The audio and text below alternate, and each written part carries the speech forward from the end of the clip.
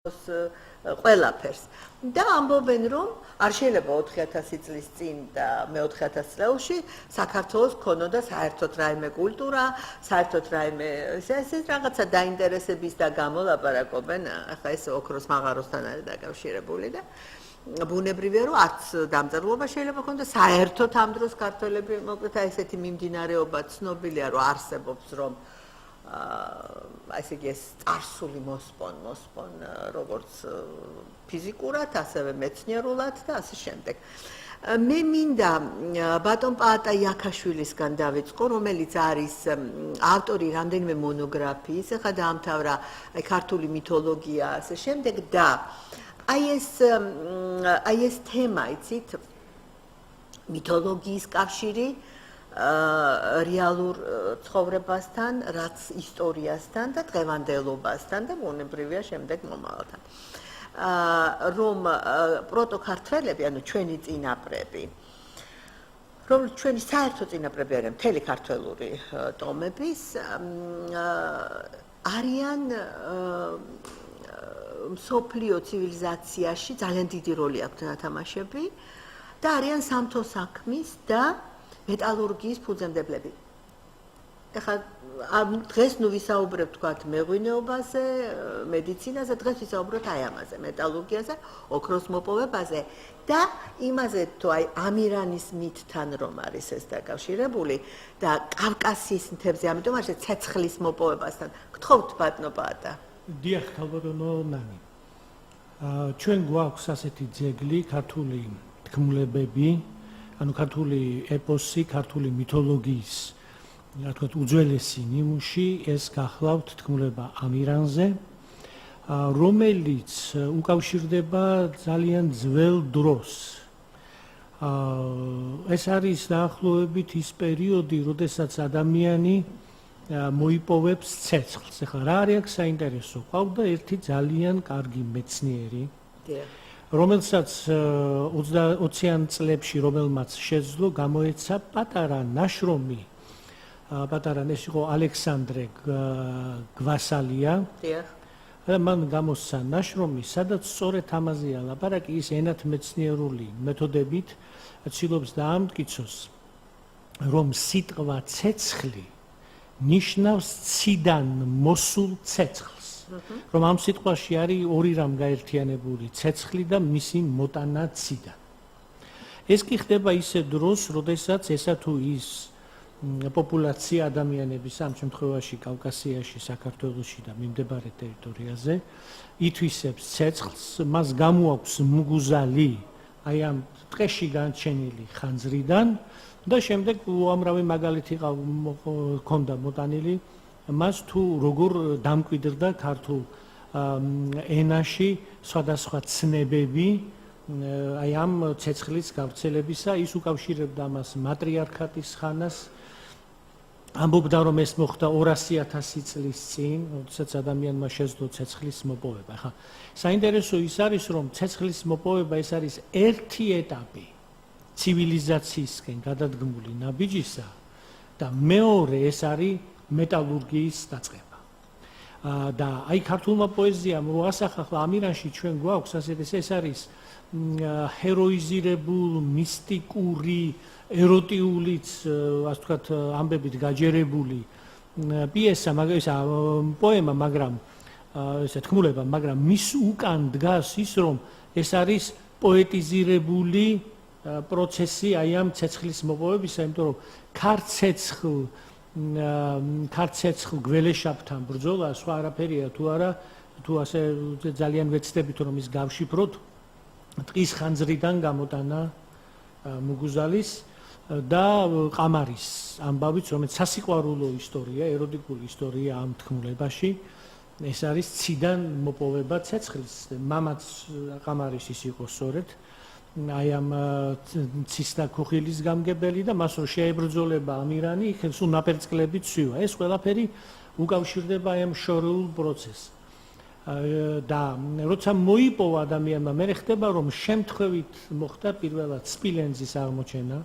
ეს იყო დედამიწის ზედაპირზე გამოტანილი საბადო, არის ასეთი საბადოებიც იყო და მე ქართველები ჩაყნენ მას და შემთხვევით არ არის რომ ებრაულ წყაროში, ასე ვთქვათ, ბიბლიაში მითითებულია თუბალი, მჭედელი, რვალისა და რკინისა, ანუ სპილენძისა და რკინის. ნუ სპილენძმა გამოიწვია შემდეგ ბრინჯაოს შექმნა. ქართველ ტომებს მიეწერებათ თითბერის შექმნას და თითბერის ასე ვთქვათ ტერმინი ეს სატომო ეს არის რა ქვია სახელი არის მოსინიკების ასეთი ქართული ტომის და მთელს ევროპულ ენებში შესული არის ამას წერდა ჩვენი გენიოსი მეცნიერი ივანე ჯავახიშვილი რომ გერმანული მესლინგ ანგლო-საქსური მასტლინგ ნორვეგიული მესინგი და პოლონურიც კი მესიანსი მოდის მოსინიკების სატომო სახელიდან. ახლა რადონეზე პროტოქართველები. ეს არის პროტოქართველების, ეს არის ხალიბები, როდესაც ჯავახიშვილი წერს, რომ ხალიბიკოს არის რკინა, როცა უწოდებენ ამას ბერძნები, ესე იგი ქართველებისგან გადაიღეს მათ ეს. და ამას მინდა დავამატო, რომ სამწუხარო ფაქტია, რომ ჩვენ არ გვაქვს გაცნობიერებული ამისი მნიშვნელობა. თუ რას ნიშნავს, რომ სოფლიო ცივილიზაციაში შენ შეიტანო მეტალურგია. ახლა თქვენს ნათქვამს გავიმეორებ, აღარ ვილაპარაკებთ მახასჯიშის ხორბალზე, რომელიც თელს ევროპაში იყო გავრცელებული და ნუ ვილაპარაკებთ მეღვინეობაზე და ასე შემდეგ.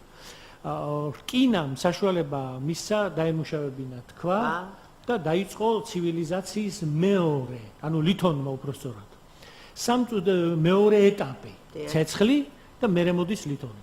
სამწუხაროდ აი ეს გაცნობიერებული არ არის და აი ეს ტელეგადაცემა, რასაც მე შევესწარი, სადაც იყო ლაპარაკი იმის შესახებ, რომ მე ესო სპილე ოქროს საბადო არ არისო, საყდრისი, შეიძლება დავანგრიოთო, ან გადავიტანოთ სადღაც, ახლა ეს არ არის ასუანის კაშხალი, აი ამ RMG ჯგუფის მუშაობას და მათ ასე ვთქვათ სურვილები იმ მასშტაბის არ არის, რაც იყო ასუანის კაშხალი ეგვიპტელებისათვის. აქ უნდა ზუსტად განსაზღვროთ რა შეა საქმე. და მთელი მსოფლიოსთვის. ამიტომ კულტურის სამინისტრომ უნდა დაიკავოს მნიშვნელოვანი პოზიცია და მიაქციოს ყურადღება კულტურათა დიალოგის საკითხებს. ეს საფუძველია იმისა, რომ კულტურათა დიალოგი მარტო დღეს კი არ მიმდინარეობს, ის მიმდინარეობდა 4000 წლის წინ და უფრო მეტი ხნის წინ. და აი ამ კულტურათა დიალოგის და ქართველთა ლითონშემოქმედების მატერიალური კულტურის ძეგლია საყდრისა და სხვა 150 საბადო, რომელსაც პირადად მე ვუწოდებ მსოფლიოს მერვე ქართულ საოცრებას. იმიტომ რომ ვიღაცამ ააშენა ალექსანდრის შუქურა, ვიღაცამ პირამიდა და ჩვენ დავიწყეთ მეტალურგიით და ეს იყო სასაული. და შემდეგ ახლა როდესაც ლაპარაკია რომ აი ქართული სიტყვა ქართველები ესე იგი იმიტომ რომ ეს სამთო საქმე პრაქტიკულად მადნეული და ეს არის საიდუმლო საერთოდ სამყაროს მშენებლობა ეს იყო საიდუმლო მაგრამ ეზიარენ აი ამ საიდუმლო სამყაროს სტრუქტურის ამ საიდუმლოს ეზიარენ ქართველები და რაც თავარია როგორც ყველაფერში ქართველი არ არის საიდუმლოს შემნახავი ასე ვთქვათ იყო მიგრაცია და ქართველებმა მოიცვეს ძალიან დიდი ტერიტორია პროტოქართულმა ტომებმა. ახლა რა არის საინტერესო აქ? ამის შესახებ წერდა რომ აი პელაზგური კულტურა წერდა სიმონ ყაუხჩიშვილი, აგაგი ურუშაძე, ამაზე რისმა გორდეზიანს აქვს ეს მიგრაციის თეორია. ეს ყველაფერი იყო და ჩვენ გულის სიღრმეში ვგრძნობდით იმას, რომ ეს პელაზგური კულტურა არის პროტოქართული კულტურა. მაგრამ ამას სჭირდებოდა თავისი დასაბუთება და ეს გააკეთა ბატონმა გია კვაშალავამ. ამის შესახებ ახლა ქალბატონი ნანა ისაუბრებს და მან შეძლო ის რაც ვარაუდის დონეზე იყო ქართულ საზოგადოებაში. მან შეძლო მეცნიერულად ამის დასაბუთება. დიდი მადლობა ბატონო ბატა, ესე იგი ესეთი პატარა ის რომ დავაფრთხილოთ რომ შემთხვევითი არ არის რომ ესე იგი ამირანი ცეცხლის მოპოვებისთვის კავკასიონზეა მიჯაჭვული. ესე იგი ჩვენ ყველანი ქართველები რომლებიც პროტოქართველები ვართ ერთადერთი ავტოხტონური ერი აი აქ სამხრეთ კავკასიაში, იმიტომ რომ სომხები არიან ინდოევროპელები, აზერბაიჯანელები არიან თურქული მოდგმისა, აი ავტოხტონური ერი ვართ ჩვენ და ჩვენ ვართ მიჯაჭვული კავკასიონზე ამირანი ვით, ხო? სიმბოლურად და შეიძლება სიმბოლურად სხვა შორის ჩვენ პოეზიაში აკაკი სულ მაგას ამბობს, რომ ამირანი და საქართველოც სიმბოლურად არის მიჯაჭვული კავკასიონზე. დიდი მადლობა ბატონო ქავატონანა. აბა თქვენ გთხოვთ ახლა მოგვითხროთ იმის შესახებ, რომ აი ფესტოს დისკო ის ძველი კულტურა, ეს ძველი როგორც ენათმეცნიერი თქვენ ერთ-ერთი გამორჩეული ენათმეცნიერი ბრძანდებით და ამიტომ გია კაშილავას მიერ გაშიფრული ასე ვთქვათ ეს ფესტოს დისკო წარწერა პროტოქართველურად რომ იკითხება და მის შესახებ გთხოვთ. მადლობთ. მე ვეცდები რომ მოკლედ 4000 წლის წინანდელი არის. ყველაფერს ვიტყვი ახლა. ვეცდები რომ რაც შეიძლება მოკლედ ვთქვა. ძალიან ბევრი მნიშვნელოვანი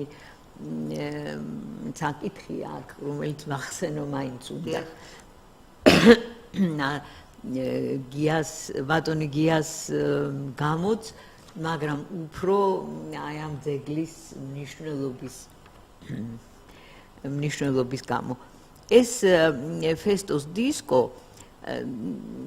აღარ მოვყვები, იცით, ეხლა მე დაწვრილებით სად აღმოჩნდა, როგორ აღმოჩნდა ეს წინა გადაცემებში ჩვენ ვთქვით 115 წელია უკვე რაც აღმოჩნდა. ხო, ეს არის ის ლონდონის სურათი, ლონდონის კონფერენციის, სადაც თქვენ და გია ბრძანდებოდით და საერთო აღიარება რომ მოიპოვა ამ გაშიფრამ. ლონდონში ვიყავით. ეს ფესტოსის დისკო თარიღდება 1008 ჩვენ ძველი წელთაღრიცხვის 1800 და 1650 წლებით. ანუ ეს არის მეორე 1000 წლეულის დასაწყისი ან პირველი ნახევარი, ასე უნდა ვთქვათ.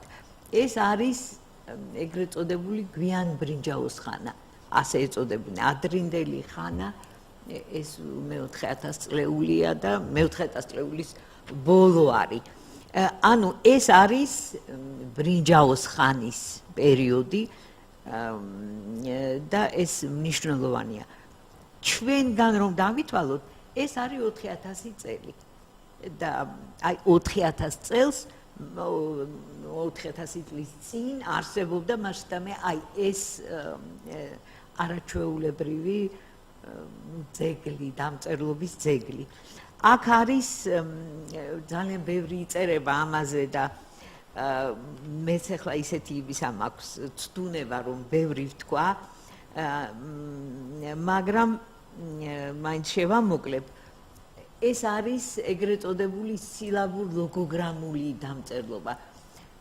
ამ 100-ზე მეტი წლის განმავლობაში, რაც ეს აღმოჩნდა, ყველა მთელი ევროპა არის ცდილობდა და ასევე ამერიკაში ცდილობდნენ ამის წაკითხვას, მაგრამ ამაოდ ძალიან ვერაფრით ვერ წაიკითხეს და უწოდეს ამას მე-20 საუკუნის ენიგმა, იმის გამო რომ ამოუცნობი ის არის რაღაცა ძეგლი, ამოუცნობი. მაგრამ ერთ ხმად იყო აღიარებული, რომ ეს არის სილაბურ-ლოგოგრამული დამწერლობა, ესე იგი ნიშნები აღნიშნავენ ან სიტყვებს, ან მარცვლებს. და აი მე მინდა უბრალოდ აქ ამას ვერ გამოვტოვებ, გითხრათ, ცნობილი ძალიან პატივსაცემი რუსი მკვლევარი დიაკონოვი წარმოადგენს ამ სილაბურ-ლოგოგრამული დამწერლობების ქრონოლოგიურ რაღაცა კლასიფიკაციას. და ეს არის უძველესი ეგვიპტური მე-3000 წლეულის დასაწყისი, მერე არის შუმერული მე-3000 წლეულის პირველი მეოთხედი, ელამური დამწერლობა მე-3000 წლეულიდან აი ასე წერს, მერე არის პროტოინდური დამწერლობა მე-3000 წლეულის დასასრულია უკვე და მე-5 ადგილას არის კრეტულ-მინოსური დამწერლობა მეორე 1000 წლეულიდან მე-3000 წლეულის დასასრულიდან მეორე 1000 წლეულის დასასრულამდე. აი ხა ჩვენი გვიჩვენებენ სურათებს იმ წიგნებისას და იმ მონოგრაფიებისას, სადაც ჟურნალების მსოფლიო, სადაც უკვე გაიზიარეს გია კაშილავას ეს აღმოჩენა და წაკითხვა, რომ ეს არის პროტოქართველური და აი ესე უბრალოდ მე მინდა რომ მაყურებელმა იცოდეს. დიახ, ქალბატონ ანა, დიახ. და ესეც ესეც ის წიგნია, დიახ, რომ ქვები, რომლებიც აუბრობენ. ეხლა ეს ამდენად რამდენადაც ეს ფესტუსის დისკო აღმოჩნდა სხვა წარწერებთან ერთად კუნძულ კრეტაზე, ეს ითვლება, ასე ვთქვათ, კრეტულ მინოსურ, მაგრამ სინამდვილეში ეს არის პროტოკართველური. მინოსურ ძეგლად კი. აი ეს არის ის ენციკლოპედია ატლანტიპედია, სადაც ასევე გაზიარებულია და მითითებულია ბატონგიას შრომები, როგორც ასპირანტების, დოქტორანტების და მეცნიერებისთვის დასაკითხად. რეკომენდაცია, დიახ. ხო და მე მის თქმა მინდა რომ სოფლიო აღიარება უკვე აქვს ამას ყველაფერს მეცნიერული აღიარება რომ ეს არის პროტოკართველური დიახ ქალბატონა კი ამ ფესტუსის და თქვენ ხართ ავტორი იმ იდეისა რომ აი ეს კრეტო მინოსური ეს არის ქართლური კულტურა ეს ეხლა ამ ფესტუს დისკოს აქვს გარკვეული ძალიან თავისებური ნიშნები, რომლებიც მას არა მარტო, ესე იგი, აი ამ ნუსხაში უძველესი დედამიწის ზურგზე უძველესი წარწერების ნუსხაში მეხუთე ადგილას არის ფესტუსის დისკოც და ახაზოვანიც, რომელზეც მე მგონი ბატონი გია ისაუბრებს. ეს არის უძველესი დამწერლობა. დამწერლობა თავისთავად ნიშნავს, როდესაც ის იქმნება და იწერება ნიშნავს გარკვეულ კულტურულ დონეს. ეს არის კულტურის მაღალი დონე, რა თქმა უნდა, თავისთავად. ამ ფესტუსის დისკოს აქვს გარკვეული მახასიათებლები. სილაბურ ლოგოგრამული დამწერლობები, როგორც არის ეგვიპტური ლურსმული დამწერლობები, შეიცავს ძალიან ბევრ ნიშანს, 1000-ზე და მეტ ნიშანს, იმიტომ რომ თითო ნიშანი არ არის სხვადასხვანაირად შეიძლება იყოს წაკითხული, ან ნიშანი შეიძლება იყოს დეტერმინატივი, ეგრეთ წოდებული, ან სხვადასხვანაირად შეიძლება წაიკითხოს. ამიტომ წაკითხვა ამ ძეგლების არის ძალიან რთული და ნიშნები როგორც მოგახსენეთ 1000-ზე მეტია 2000-მდე არის ზოგჯერ აი ამ დამწერლობებში, რომლებიც წინა უსწრებს ქრონოლოგიურად ამ ფესტუსის დისკოს წარწერას. ფესტუსის დისკოს წარწერაც არის ასეთი სილაბურ ლოგოგრამული და სულ არის 45 ნიშანი. და მარტო არ ვიცი რა მჭირთ. მარტო ჩვენ არა უცხოელებიც აღნიშნავენ, რომ ეს არის საოცრად ეკონომიური დამწერლობა, სადაც თითო ნიშანს შეესაბამება ერთადერთი ამოკითხვა. როგორც შემდეგ ჩვენი ქართული ენაც ასეთია. დიახ, ეს მინდოდა მეთქვა და დამასწარით ისეთი ადვილი მისახვედრი იყო. ისეთი პრინციპია რაღაცანაირად მიღწეული, რომ ჩვენი ანბანიც ამ ხრივ არის აზროვნების სქემა, როგორც ჩვენ წინაპრებს გენეტიკურად ერთნაირი ქონდა. ეს ხდება ძალიან ცოტა დრო დაგვრჩა თუ გინდა რომ გიამაც ისაუბროთ თქვით ახლა არა 2 წუთით გაქვთ რომ თქვათ ეს რაღაცა და შემდეგ თორე დრო არ გვექნება გიას მაშინ მე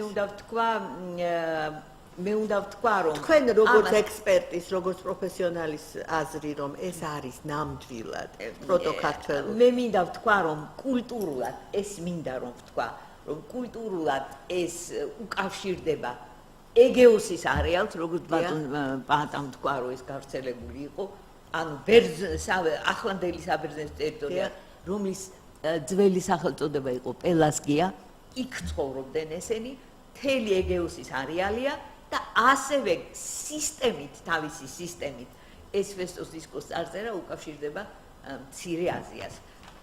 ეხლა რითი აიხსნება ეს ძალიან ნიჭიერად არაჩვეულებრივი ალღოთი და არაჩვეულებრივი, უნდა ვთქვა, თავდადებით შრომის შედეგად გაითვალისწინა ბატონმა გიამ ის, რომ ნიშნები ფესტუსის დისკაზე ბრუნავს და მაშინ როდესაც მთელი ქვეყანიდან მკვლევარები ამბობენ, რომ ეს შეეშალა ბეჭდავს, ბატონმა გიამ გაითვალისწინა ეს ბრუნვა და შექმნა როგორც მათემატიკოს შეფერება შექმნა ალგორითმი, მათემატიკური ალგორითმი, დიახ.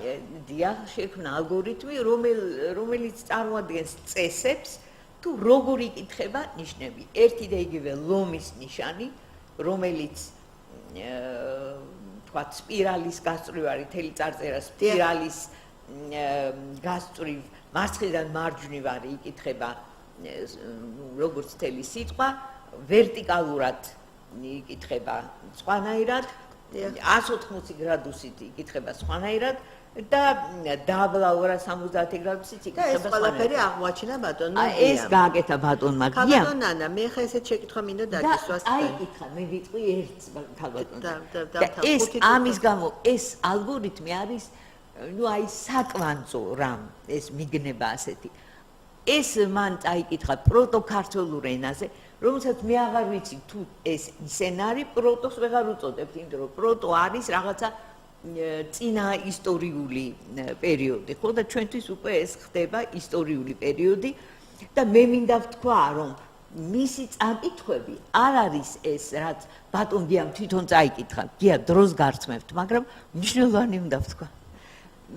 არამედ ეს არის წაკითხვები, რომლებიც ძალიან კარგად არის შესწავლილი, ძალიან კარგად არის მოცემული, ემთხვევა მთელ რიგ დასავლელ კვლევართა წაკითხვებს, ამიტომ არ არის ეს და არ არის ეს ასე ვთქვათ ნებისმიერი და ამას გარდა ის წაკითხვები, რომლებიც შედეგად არის აი ამ ძალიან დიდი შრომის, არის ემთხვევა იმ აღდგენებს, რომელიც არის ვთქვათ გიორგი კილმურის ცალკე აი ამ გამყრელზე მაჭავარიანის, სერგი ჟღენტის და ასე შემდეგ. ეს აღდგენები ყველა ეთანხმება ამას. პროცესები, რომლებიც იქ არის და მახასიათებლები, რომლებიც მაჭავარიანის და გამყრელის მიერ აღდგენილი, სულ ყველა ასახულია აი ამაში. ეს მინდა ვთქვა და მადლობა ქალბატონანა. თორე სულ არ დაგვრჩება დრო გიასთვის 5 წუთი.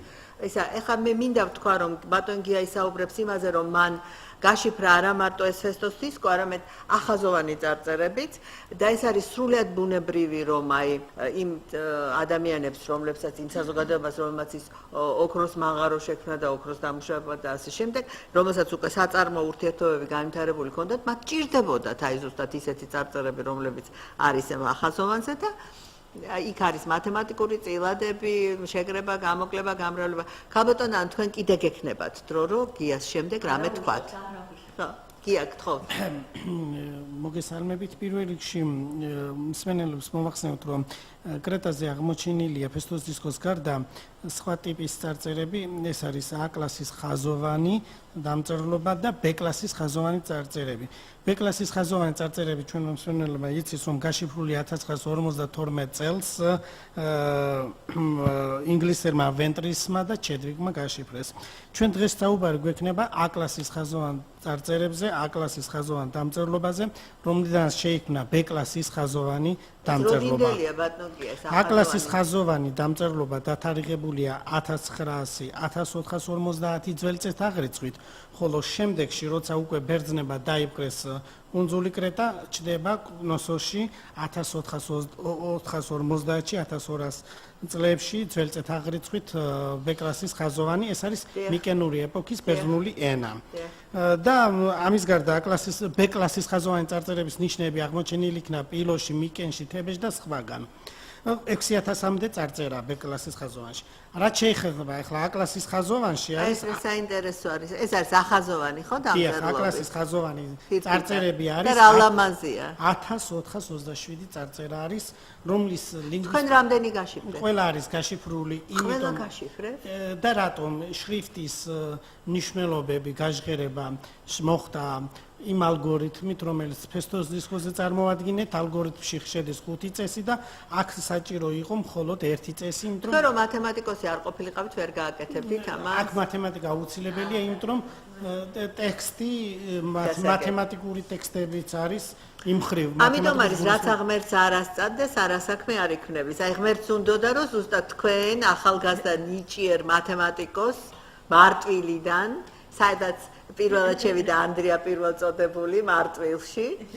აი იქიდან რომ ეს გაგეშიფრათ. დიახ. აკლასის ხაზოვან წარწერებში აღმოჩნდა ტოპონიმები საკმაოდ ბევრი. ეს არის აია, კოლხი და კოლხიდელიც არის ასეთი, აიეტი, კუტა. ამის გარდა ფიქსირდება მრავალი ანთროპონიმი. ეს თქვენ ხედავთ სურათზე, ახაზოვანი წარწერების გაჟღერებას, ანუ როგორ უნდა გავაჟღეროთ მარცვლებად.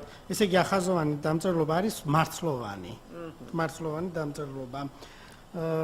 ამის გარდა ზმნებისა და ზმნისწინებიც არის მოცემული ამ ტექსტებში და ეს არის რეკონსტრუქცია სწორედ გამყრელიძე მაჭავარიანის წიგნში წარმოდგენილი არის პროტოქართველური ენის სტრუქტურა, ეს არის სონანთა სისტემა და აბლაუტი ქართველურ ენებში, რომელიც 1965 წელს იქნა გამოქვეყნებული. ამის გარდა დაბლაგომში დოქსე წარწერა მოიპოვება, მსგავსი არის აკლასის ხაზოვანის და აქ ამოკითხული იქნა სახელი კოლხური, რომელიც თარიღდება ძველ წელთაღრიცხვის მე-4-მე-3 საუკუნეები და სახელი არის ტეხუშკა ან ტეკუსკა. იმიტომ რომ იქ თანხმოვნებს აქვს ცვლილება. მოგეხსენებათ რომ A კლასის ხაზოვანი დამწერლობიდან შეიქმნა B კლასის ხაზოვანი და ასევე C კლასის ხაზოვანი კვიპროსული მარცვლოვანი დამწერლობა და ესე იგი კვიპროსული მარცვლოვანი დამწერლობა გამოიყენებოდა ეგეოსის აუზში მე-4-მე-3 საუკუნეამდე ძველ წელთაღრიცხვით. პარალელურად როცა ანბანური დამწერლობა იყო ბერძნული. რა საინტერესოა რა სწერდნენ ის ჩვენი წინაპრები? ახლა თქვენ წინ ძალიან მაინტერესებს ახლა. თქვენ წინ ხედავთ ერთ-ერთ სახელს წარმოვადგენთ ტიტიკოს, ტიტიკუ წერია. ტიტიკუ წერია. ძალიან გვიანდელია. გვიან შემოვიდა. ამიტომ ამ დროს არ იყო და ეს არის ტიტიკუ. ანუ ჩვენებურად ტიტიკო. ანუ ეს სახელი ტიტიკუ არა მარტო ჩემი ამოკითხით არის ამეთ კორსანისა და ნეგრის მიერის არის რისმაგურდეზიანიც იზიარებს ამას თავის წიგნში შეტანილი. ეს სახელი ეგეოსის სისტემაში, ანუ უпростоად ეტრუსკულში ფიქსირდება ძირი ტიტუს. ამის გარდა ფიქსირდება ორთიხის ფირფიტაზე სახელი, ანუ უпростоად ტოპონიმი მაკარიდან შეიძლება იყოს ეთნონიმი, მაგრეთი, ანუ მარგვეთი, ანუ მაკრისელების დასახლება, ასე შეიძლება. აი თქვენ რომ ძანებთ რომ კორიბანდები რას ნიშნავს, მეტალურგებს ნიშნავს, არა? ეს დავამთავრებთ. აი მაკარიტე დაკავშირებულია მაკირონესთან, რომელიც ბეხაზის კლასოვან დამწერლობაშია. მაკრონები არიან ესენი, მაკრონები მოგეხსენებათ, იგივე მაკრისელები, ანუ უკავშირდება მეგრელების ატომოს სახელს, რომელიც წარმოდგენილია ივანე ჯავახიშვილის, ჩიკობავას, მეგრელიძისა და მაკალათიას და სხვა სიმონყავიჩიშვილის და სხვათა ნაშრომებში. 4 წუთი დაგვრჩა. დიახ, ეს ღვთაებები, რომლებიც დაკავშირებულია მეტალურგიასა და დამწერლობასთან, არის ბერძნულწყაროების მიხედვით კორიბანტები. მათ ქვია მეორენაირად კირიბანტები და ზოგჯერ კაბირები არიან.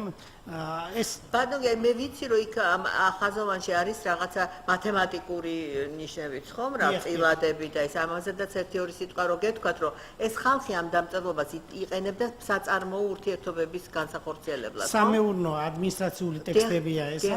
სამეურნეო ადმინისტრაციული ტექსტებია. შემოსავლები არის დაუშვათ მარცვლეულის, დაუშვათ შინაური ცხოველების აღრიცხვა არის. აქ არის წარმოდგენილი თელი რიცხვები, ასევე წილადი რიცხვები და ანგარიშია. ანგარიშის ესე იგი შეკრების ტერმინიც არსებობს და დანაკლისისა და წუნის შემოსავლების ტერმინი. გაყოფა და გამრავლებაც არის? გამრავლება და გაყოფა არ ფიქსირდება. აქ არის წილადი რიცხვები, საინტერესოა, ამაზე ცალკე ნაშრომს ვაქვეყნებთ მათემატიკურ ნაწილზე, ხოლო ის ლინგვისტური ნაწილი, რომელიც ზმნებსა და არსებით სახელებს ეხება, ეს უკვე ცალკე ქვეყნდება, უკვე გამოქვეყნდა 2011 წელს და შემდეგშიც გამოქვეყნდა. მე მახსოვთ კიდე თქვენ მძანებდით, რომ რაღაცა იქ არის, რომ აი რამდენი ლიტრა ზომავდნენ ღვინოს რო აკეთებდნენ, ხო? ძალიან საინტერესოა. საზომი ერთეულები. აი ტიტიკოს ღვინო ქონდა რა. დიახ, საზომი ერთეულები, როგორც ლიტრა არ არის, ლიტრით არ განისაზღვრება, მაგრამ საზომი ერთეულები და წონის ერთეულები გვაქვს ჩვენ ტექსტებში. ხო ქონდათ ქვევრები? დიახ. ახლა ქვევზე წარწერა არის, რომელიც ჩვენია განგარიშებით სავარაუდოდ ეს ქვევრი იტევდა 996 ლიტრა ღვინოს. 996 ლიტრას. ის 4 რატო აკონდა? არ ვიცით ეს ნამდვილად. მაგრამ ის ლიტრის სისტემით არ ზომავდნენ, სხვა საზომი ერთეულები არის. მაგრამ არის ეს წარწერა ქვევრი, რომ ეს ქვევრია. ქვევრი საკმაოდ ბევრია იქ აღმოჩენილი კუნძულ კრეტაზე. ქვევრი როგორც ასეთი ტერმინიც კი გვაქვს ამ ტექსტებში. და ამ ტერმინს ახლა მე ჯერ არ გავაჟღერებ, იმიტომ რომ მალე გამოქვეყდება.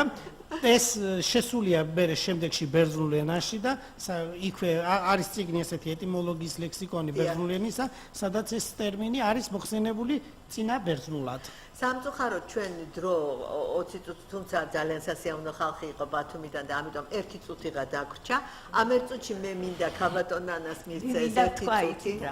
მე მინდა ვთქვა აი ამ ახაზოვანის ამოკითხვის მნიშვნელობის შესახებ.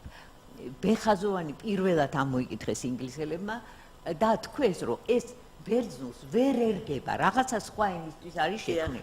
მე მინდა ვთქვა, რომ ახაზოვანი დამწერლობა გადაიღეს ბერძნებმა, იმ ნიშნებით წერდნენ თავის გამონათქვამებს, ეს იყო, ესე იგი, კარგახანს, ახაზოვანი დამწერლობა იყო კვიპროსზე კარგახანს.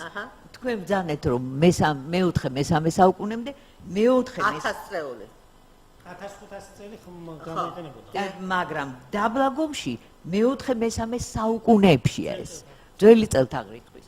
ამიტომ ეს ახაზოვანის ამოკითხვა შედარებით უფრო ადვილი იყო იმის გამო, რომ ბეხაზოვანი წაკითხული იყო, მაგრამ უმნიშვნელოვანესია, იმიტომ რომ ძალიან დიდ არეალზე იყო გავრცელებული უზარმაზარი კულტურული გავლენა ჰქონდა, იმიტომ რომ შემოჭრილმა ბერძნებმა გამოიყენეს კვიპროსზე ძალიან დიდხანს იყენებდნენ ამას, ანუ ეს დომინირებდა, ასე ვთქვათ, დამწერლობაც და შესაბამისად კულტურაც. ეს მინდოდა მეთქვა და მნიშვნელოვანია, ამიტომ არა მარტო ფესტოს დისკოს ამოკითხვა, არამედ ახაზოვანის ამოკითხვა. ბუნებრივია, ესე იგი ჩვენი წინაპრები